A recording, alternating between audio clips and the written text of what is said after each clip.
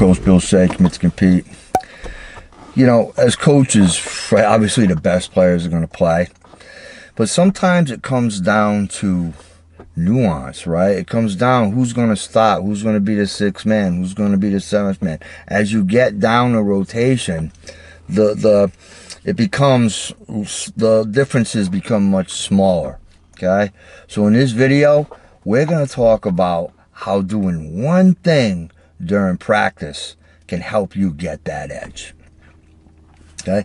The thing I see most as a coach in practice is that kids don't pay attention. Like, I have to repeat myself, okay? As a coach, I really shouldn't have to repeat myself more than once, right? I explain something, then someone comes out there, and then they make a mistake. Someone makes a mistake. I correct the mistake. Now, anybody that makes that same mistake, like right after that, I'm going to assume they weren't paying attention, right? I'm going to assume they weren't paying attention. And so if they come in and they make that same mistake, I mean, how does that, like, help you get playing time? And then you're going to complain that you're not playing? I mean, how does that? But that happens all the time.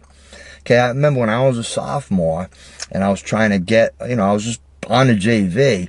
But when the coach, the first couple of weeks, I was just on the JV. But when the coach was talking to the varsity guys and he was explaining a defense and he was explaining an offense, I was like locked in.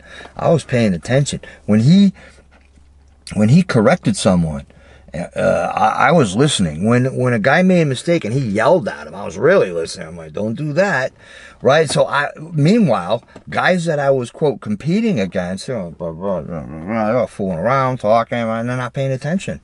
I was like locked in.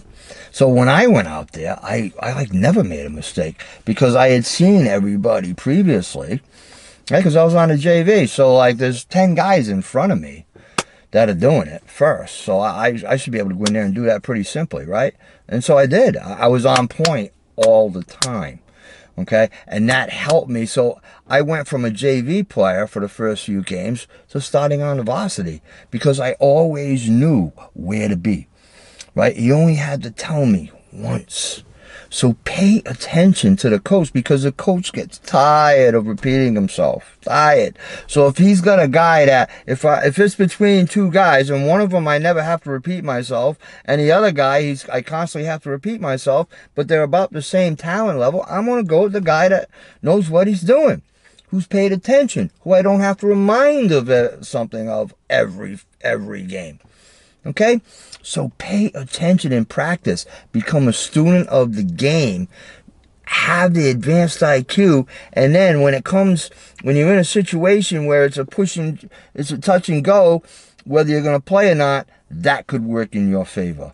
So pay attention in practice. Commit to compete, and I'll see you in the next video.